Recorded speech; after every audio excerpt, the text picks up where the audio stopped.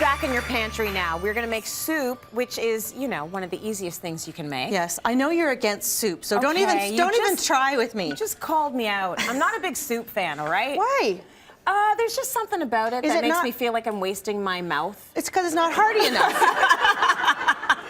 I'm going to leave that where it is. I want a loaf of bread. Yeah, well, what if you had a slice of bread with your soup? Well, I just want the bread, then just don't give me the soup.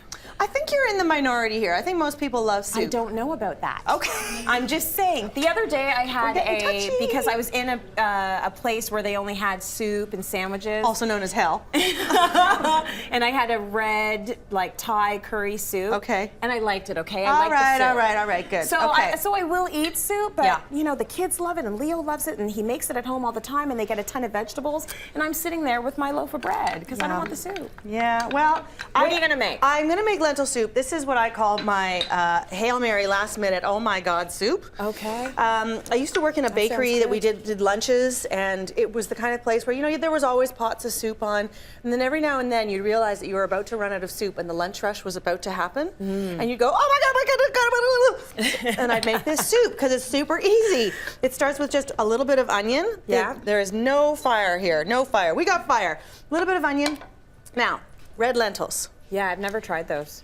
I'm shocked. I've had regular lentils. I haven't had the red ones. Okay, so red lentils are the kind that boil down to a puree. So they don't hold their shape because they have no hull.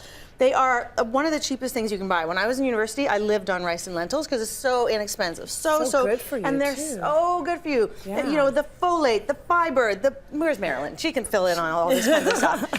But the other thing is I buy these, I actually buy them in 5-kilogram bags. I go through a lot of lentil soup. All right. This freezes beautifully. My kid loves it.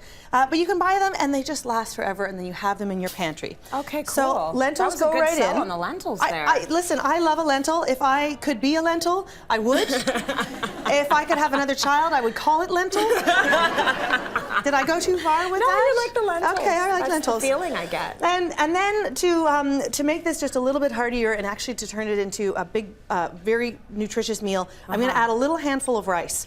Now, this is the other reason I call this pantry soup is because I have like 6 different types of rice in my pantry. I've got arborio, and I've got carnaroli, and I've got basmati, and just mezhaba. And it doesn't matter what kind of rice, just throw in a handful of rice. It all works. Yeah, it's just going to give it a little bit of extra starchiness and make it so delicious.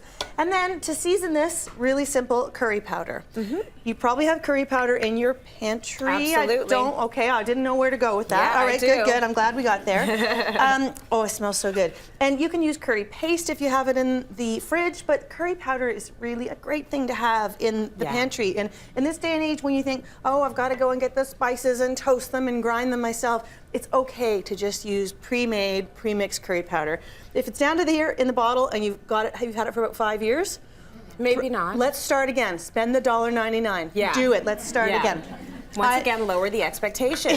You know, this is what I'm trying to say. I love cinnamon, so I'm going to put in a cinnamon stick. Okay. And then water goes in, and this takes about between 20 and 30 minutes, depending on your lentil. All right. And then it comes out like this. Ooh. And it's curried and beautiful and rich. And so this little cinnamon stick can come out. Yep. And then just to make this a little bit more exciting, I like to put in either a can of coconut milk or a can of tomatoes. Nice. Or both. Yeah. And this way you're getting so much vegetable.